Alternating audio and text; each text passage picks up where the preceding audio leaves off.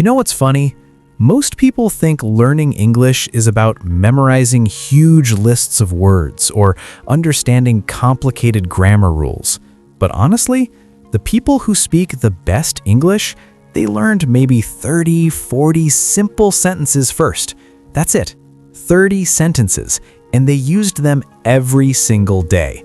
So today, we're going to give you those sentences, the real ones, the ones that actually come out of people's mouths in real life. Stay with us.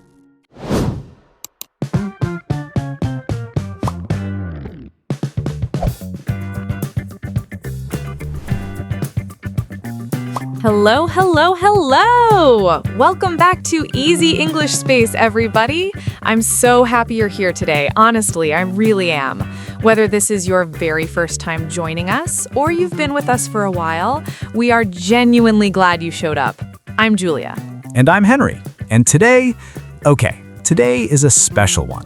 We're talking about common sentences for beginner English speakers. Simple, real, everyday sentences that you can actually use starting today. Not next month, not after you finish a textbook, today.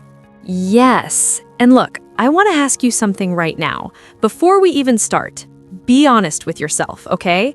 Have you ever learned an English sentence in class, and then, when someone actually talked to you in English, you completely forgot everything? Like your mind just went blank? Yes, I think we've all been there, right? It's like your brain just disappears. It vanishes. It's gone. And you're just standing there, smiling, nodding, hoping the person stops talking soon. Yes, absolutely. And you have no idea what they said. Exactly. Write that in the comments if that's happened to you. I want to know I'm not alone here. So here's the thing, and this is something I genuinely believe. The reason that happens is not because you're bad at English. It's because you learned English for the eye, not for the ear. You read it. You didn't say it over and over out loud until it felt natural. And that's what we're fixing today. We're fixing it together, and we're starting with the most basic, most important place, which is greetings and introductions. Because look, if you can't start the conversation, nothing else matters, right? Right. So the first sentence, and I mean the very first sentence most English learners ever say, is, "Hello, my name is..." Now, that's fine, that works, but in real life, real spoken English, people say something slightly different. They say, "Hi, I'm Julia." That's it. Short, clean, natural. "Hi, I'm Julia." Can you say that right now? Go ahead, say your name out loud. "Hi, I'm..." Fill in your name. Do it. Seriously, say it out loud. Even if you're on the bus, even if people look at you funny, say it. Henry, you're gonna get our listeners in trouble. Good trouble, the best kind of trouble. Okay, so, "Hi, I'm Julia." Next one. After you introduce yourself, someone's gonna ask you, "How are you?" And now most students learned one answer. What is it, Henry? "I am fine, thank you. And you?" said with absolutely zero emotion. Zero, like a robot, a very polite robot. And the thing is, native speakers almost never say that. In real life, people say things like, "I'm good, thanks," or "Pretty good, how about you?"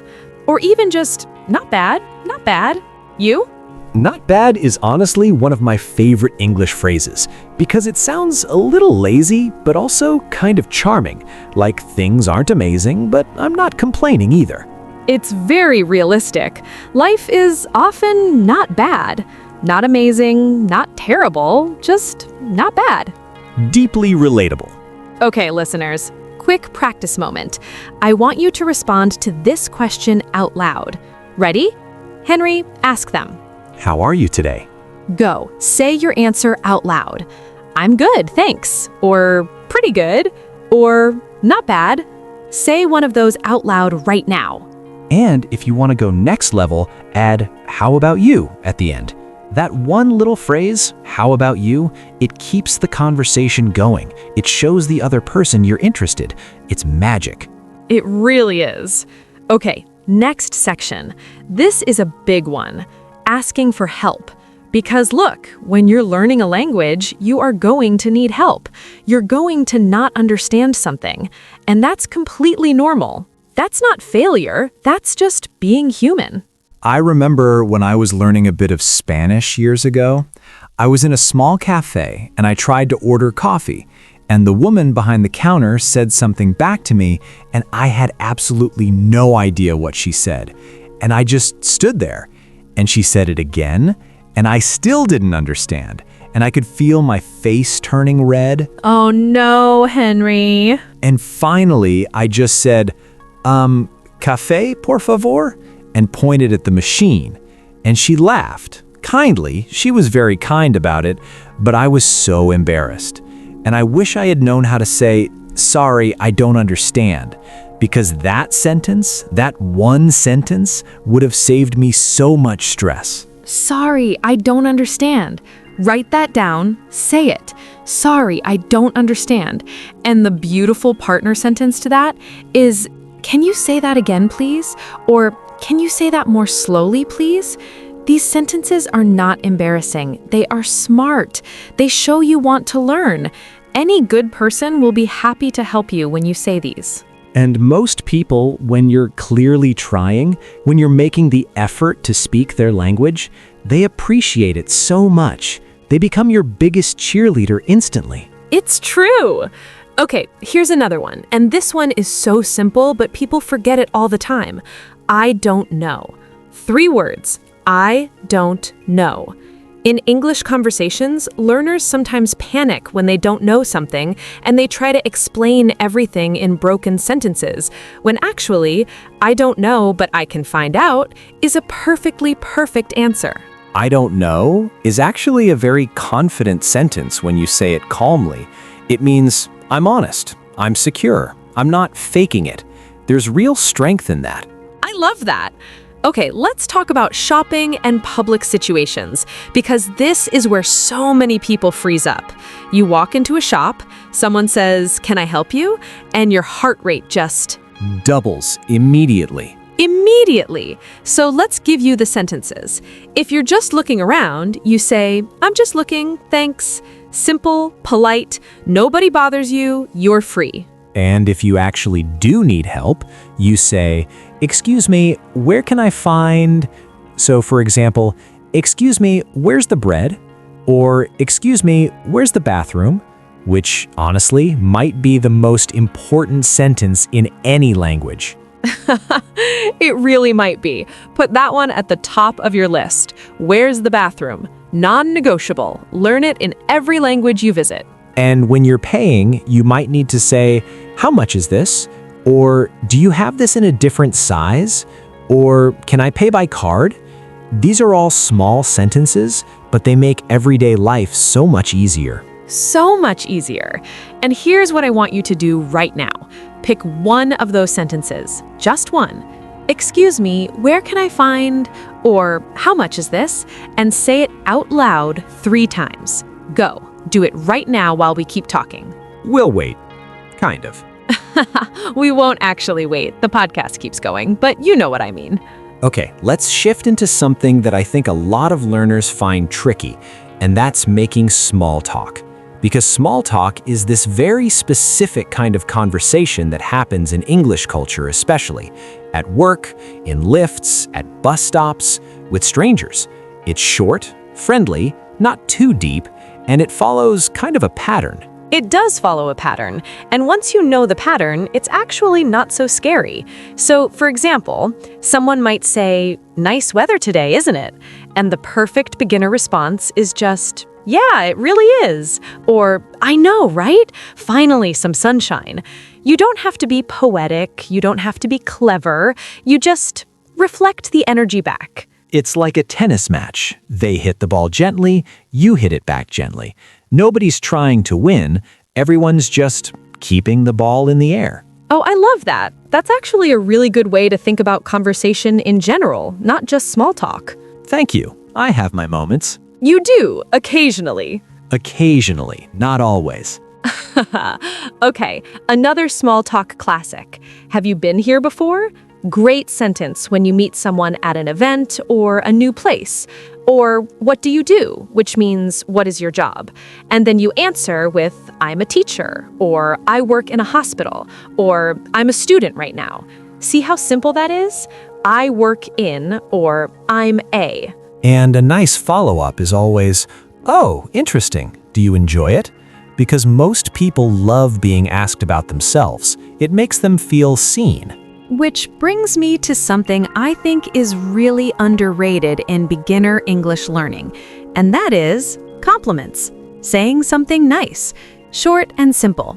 I like your bag. That's a really nice color. You speak really well. These sentences, they open doors. They make people smile. They make English feel like connection, not just grammar. And they're so easy to build. I like your plus any noun. Done. You've got a compliment. Or that's really plus an adjective. Done. Quick one for you guys. Think of one compliment you could give someone in English. It can be anything. I like your, or that's really... Say it out loud or write it in the comments. We want to read them. Okay, I want to talk about phone calls for a second. Because phone calls in a second language are genuinely terrifying for a lot of people. And I completely understand why. You can't see the person's face, you can't read their lips, you can't use body language. It's just pure audio. And the line might be bad, and they might talk fast. It's a lot. It really is a lot. But here are a few sentences that help so much. When you answer, you can say, hello, this is, and your name. When you call someone, hi, could I speak to, is perfect. If you miss something, sorry, could you repeat that? And if the line is bad, sorry, I can't hear you very well. Could you speak up a little? These sentences buy you time. They give you control back in a moment when you feel like you've lost it. And I want to say something here, honestly, and I mean this.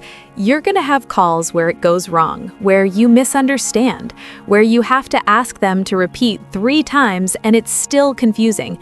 And that's okay. That has happened to me in my own first language sometimes. Communication is imperfect, even for native speakers. So please, be gentle with yourself. Yeah, I think that's something people forget. Native speakers mess up too. We all have moments where we say the wrong thing, or stumble over words, or completely misunderstand something. Language isn't about being perfect, it's about being understood. Mostly. Mostly. Okay, let's do a little more practice because I want to give you guys as many sentences as possible before we wrap up. Let me just throw some at you, Henry, and you respond naturally, like a real conversation. And listeners, you listen and then try to copy the responses, okay? Ready. Hi, how was your weekend? Oh, it was really nice, thanks. I just relaxed at home, honestly. Nothing exciting. How about you? Perfect answer. See how he said nothing exciting instead of trying to make up something impressive? That's real. That's natural. Try it. It was nice, thanks. How about you? Your turn. Your turn. Seriously, say it. Next one. Excuse me, is this seat taken? No, go ahead. Or, actually, yes, someone's sitting there, sorry. Both useful. Go ahead means please sit. Please do it. It's fine. Go ahead is such a warm little phrase. Very welcoming. Very English. Can I have a coffee, please? Of course. What size? Or in British English, certainly. Milk and sugar? See how those sentences connect? You ask something, they respond, you have a tiny conversation. And that's all it is. Tiny conversations. That's all English really is in daily life. Not speeches, not essays, tiny conversations. Tiny conversations stacked on top of each other, day after day, until suddenly you're fluent. That's the whole secret. That is the whole secret. And people make it so complicated. There are so many apps and courses and fancy methods. And honestly, the single most powerful thing you can do is have one small English conversation every day. One, even with yourself, even in your head. Even in the mirror, which sounds strange, but actually... No, it works. Talk to yourself in English. Narrate your morning. Okay, I'm making coffee. I need to brush my teeth. I'm a little tired today. It sounds silly, but your brain is practicing the language in a real context. And it's private. Nobody can judge you. Nobody's watching. It's just you in the mirror and bad morning hair. Very relatable. Okay, I want to share one more thing before we start wrapping up, because I think about this a lot. I think one of the most emotional parts of learning a new language is the moment when you finally have a real conversation, like a real one, not a practice drill, not a homework exercise, a real back and forth with a real person who's genuinely listening to you. I know exactly what you mean. There's this, I don't know how to describe it. There's this moment where you suddenly realize, wait, I'm doing it. I'm actually doing this. And it's kind of overwhelming in the best way. It is. It genuinely is. And I've seen it happen with students, and it never gets old. Because that moment doesn't just mean you learned some sentences. It means you connected with another human being across a language that once felt completely foreign to you. That's actually kind of beautiful. Yeah, it really is. So if you're somewhere early in that journey right now, if English still feels big and scary and far away, I just want you to know it gets closer. Every sentence you practice, every time you say something out loud, even if it feels wrong, every time you ask someone to repeat themselves instead of just nodding and pretending, it gets closer. And we're here with you every step. That's the whole point of this channel. Every step. Okay, so let's do a quick review before we go. And listeners, see if you can say these with us. These are your starter pack sentences. Ready? Hi, I'm Henry. I'm good, thanks. How about you? Sorry, I don't understand. Can you say that again, please? Excuse me, where can I find... How much is this? I'm just looking, thanks. Nice weather today, isn't it? What do you do? I work in... or I'm a... Can I have a... please? Go ahead. 20 sentences. Well, more than 20 now, honestly, but you get the idea. These sentences will cover a huge part of your daily English life. Huge. And you know what? If this is your first time here and you enjoyed today, we'd love it if you subscribed to Easy English Space so you never miss an episode. We make these for you every single week. And for today's homework, it's simple. Pick 3 sentences from today's episode. Just 3. Write them in the comments below. And then, bonus challenge, use one of them in real life today. At a shop, at work, with a friend, anywhere. Just use one and come back and tell us how it went. We genuinely want to know. We really do. Drop your sentences in the comments and also tell us which sentence was your favorite from today. Which one do you think you'll use the most? Write it below. We read every single comment. All right, we're coming near the end of today's episode, and honestly, it flew by. I always feel like that with this topic because there's just so much to say. There really is. And you know what? Next episode, we are going to take things just a little further. We're going to talk about how to keep a conversation going, even when you run out of things to say. Because that is such a real situation. You know the sentences, you start the conversation, and then... what? We'll give you everything you need. It is never too late to start your English speaking journey. Never. Say that to yourself if you need to hear it today. It is never too late. We'll see you next time on Easy English Space. Take care of yourselves, practice your sentences, and remember, Tiny conversations. Every day. That's all it takes. that's all it takes. Bye for now. Bye, everyone.